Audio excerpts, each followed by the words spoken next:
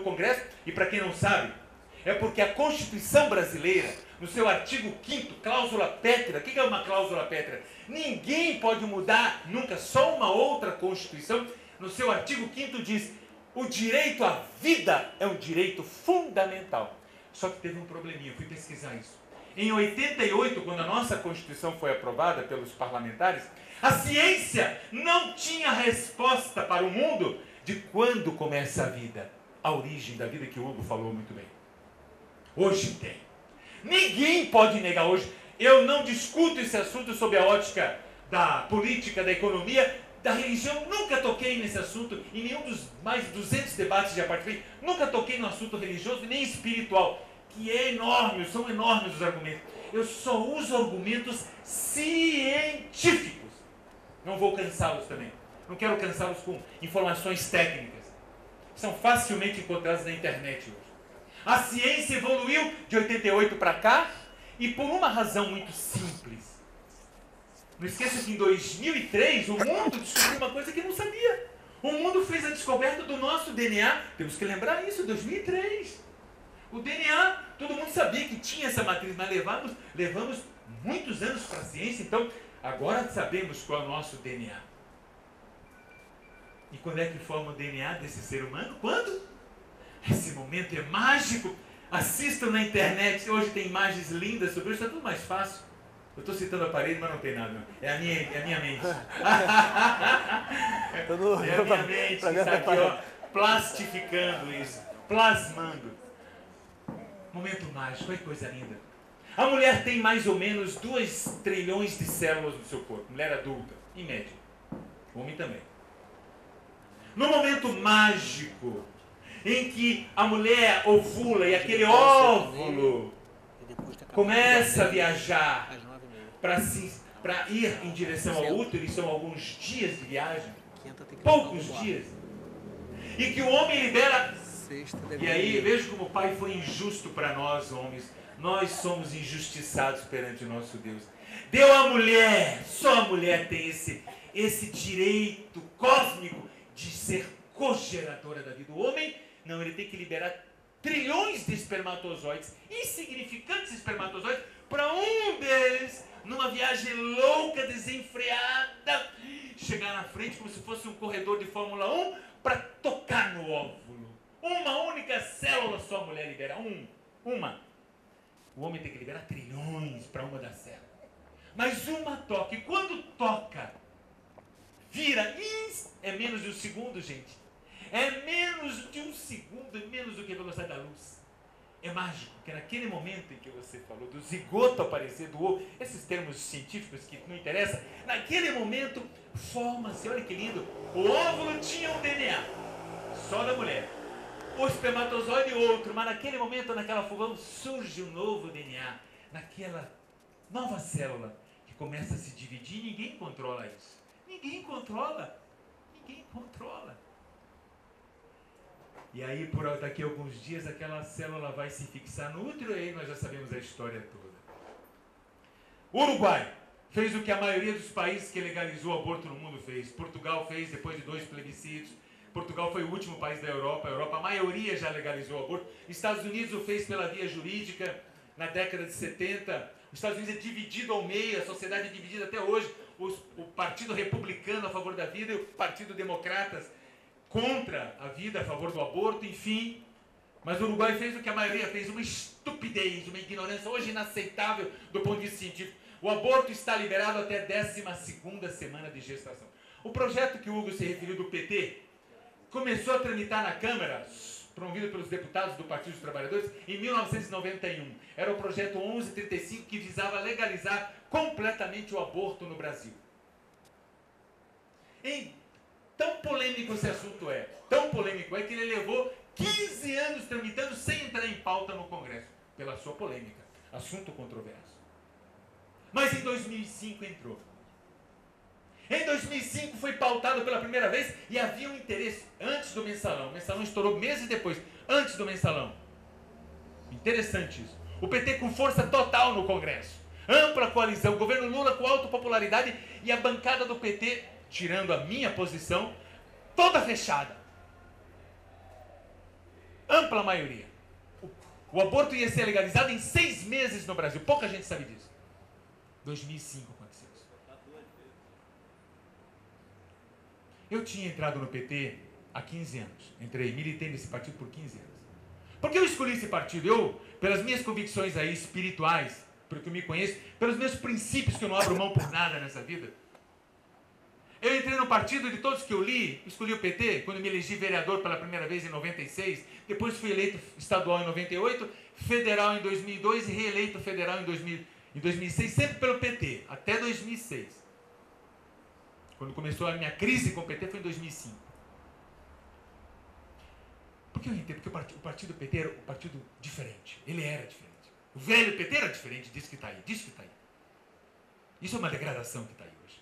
Mas o velho PT, que a gente comprava a estrelinha, a gente tinha uma honra danada de trabalhar por aquele partido, porque a gente acreditava que aquele partido, quando chegasse ao poder, faria diferente do que os outros fizeram ao longo de toda a história do Brasil. História de corrupção, muita corrupção. E o partido tinha um artigo no seu estatuto lindo. O único partido que tinha isso no estatuto. Olha que artigo, 78. Estatuto do PT. Na sua fundação, em 1980. Sabe o que dizia esse artigo? Nenhum filiado será punido pelo PT por questões filosóficas, religiosas, ideológicas e de foro íntimo. O aborto toca em todas essas 4 questões. Concorda comigo, Paulo? Todas. Ninguém discute isso. Toca em todos os assuntos. O aborto toca em todas elas.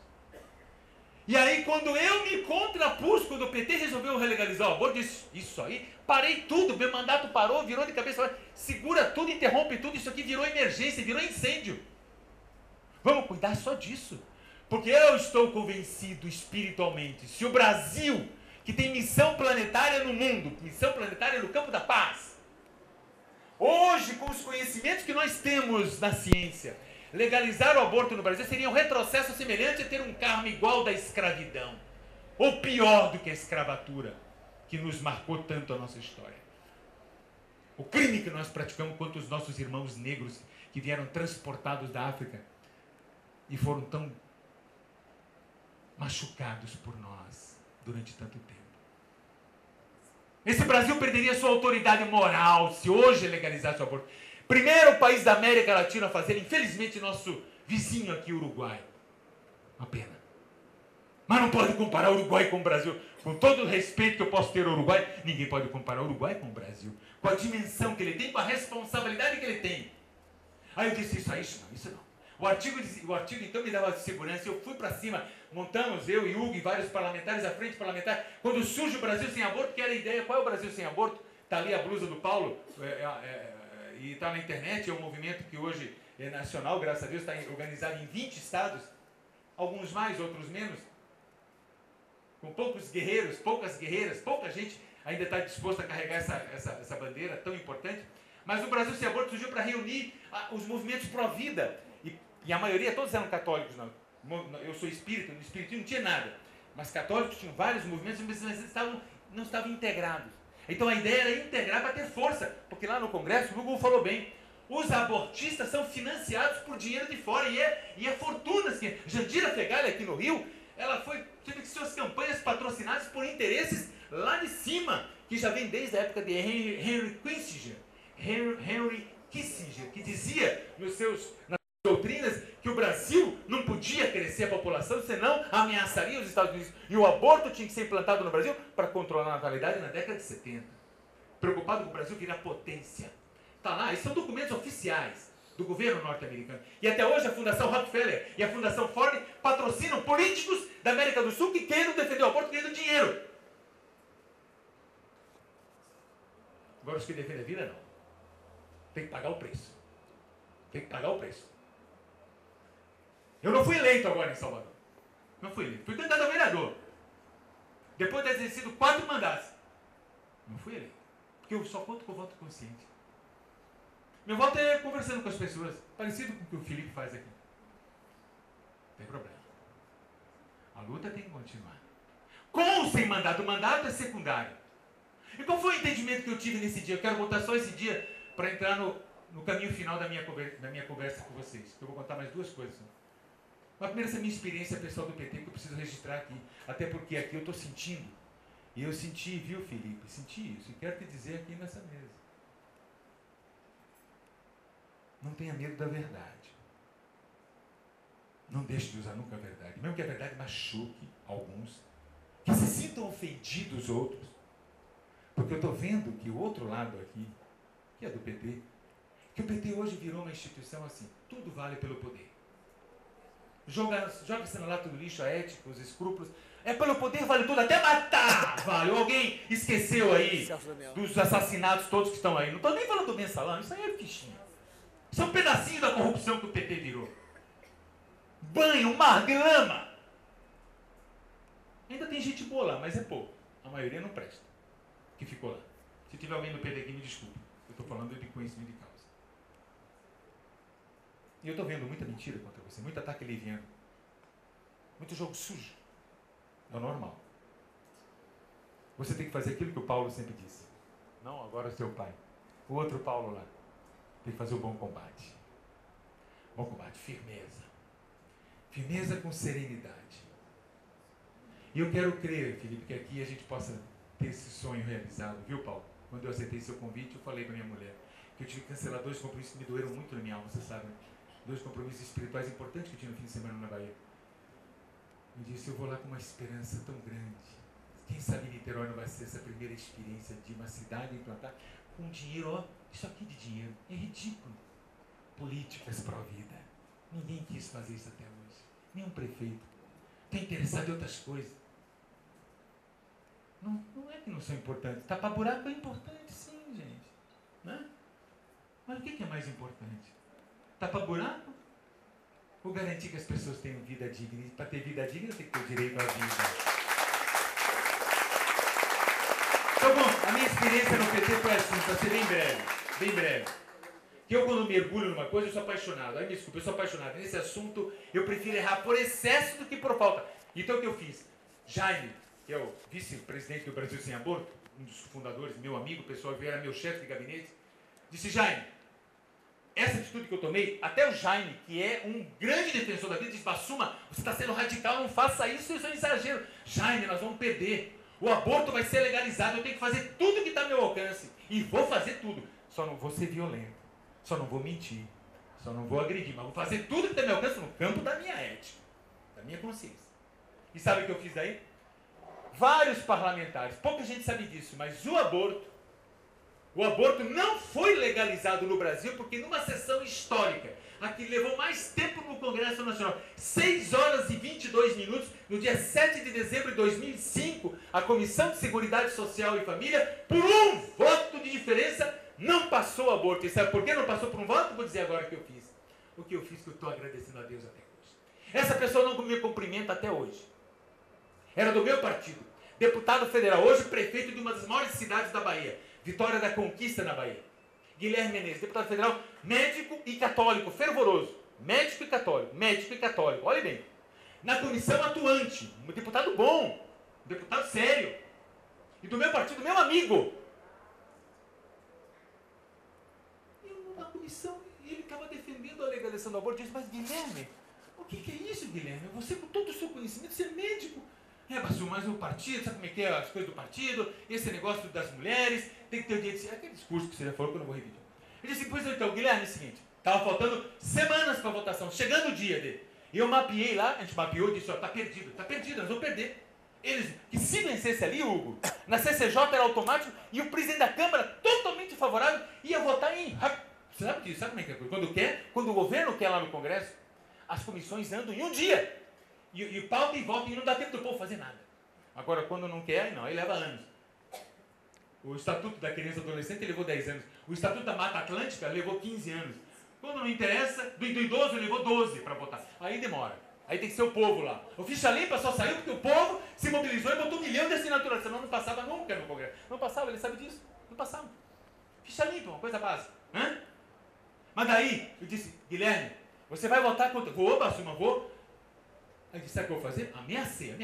Eu vou viajar esse fim de semana para a sua cidade. Vou cancelar minha agenda. Vou para a sua cidade de Vitória e vou nas rádios, nos jornais e vou denunciar o seu voto para o seu povo. O povo que vota em você vai saber seu voto. Mas eu vou esperar você votar, vou denunciar antes. Assuma, isso é uma loucura, eu vou falar com o presidente do partido, fale com quem você quiser, fale com o Lula, eu vou fazer. E fiz. Até hoje ele não me cumprimenta. Tem raiva. Eu o cumprimento, porque eu já pedi desculpa para ele. E sabe o que aconteceu no dia 7 de dezembro de 2005?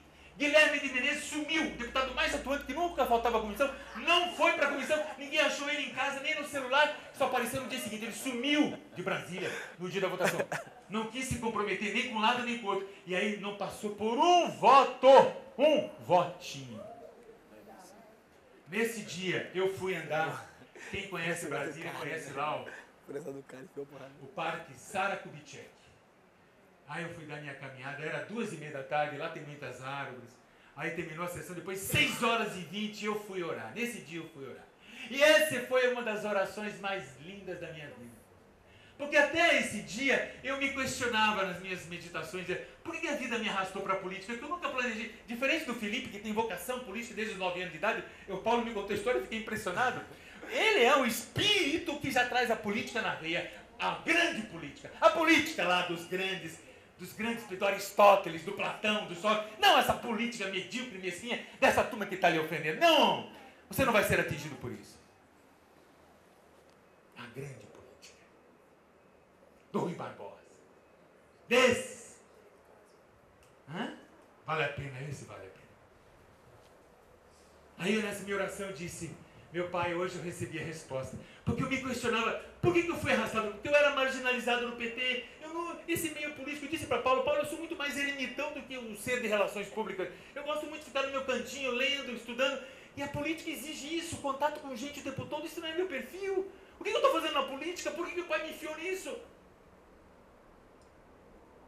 Aí eu recebi nesse dia a resposta. O Congresso tem 513 deputados federais e 81 senadores.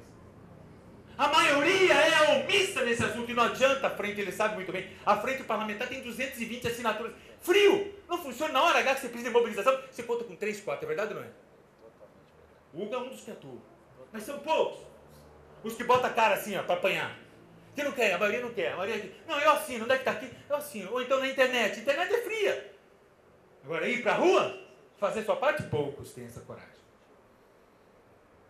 Eu soube aqui, que até aqui, na coordenação do Felipe, teve polêmica com essa sua polêmica grande para ter esse ato aqui, que o Paulo teve que suar aqui.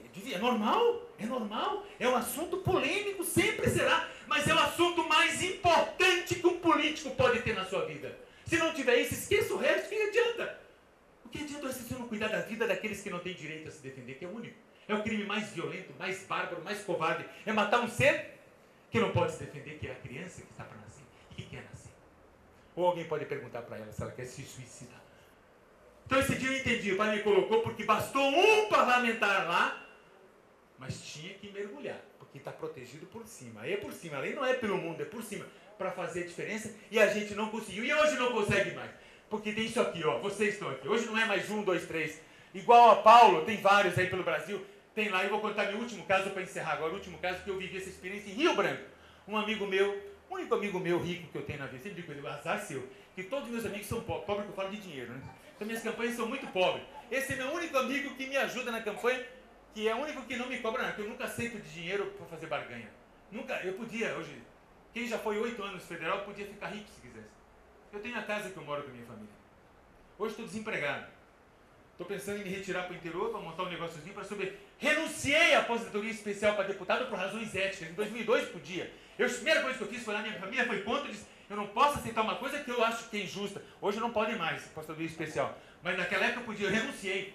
Eu podia hoje estar me aposentado. Eu fui 8 anos proporcional, concordo? Abri mão disso porque eu acho que tem que ser ética. A gente tem que fazer aquilo que eu defendo.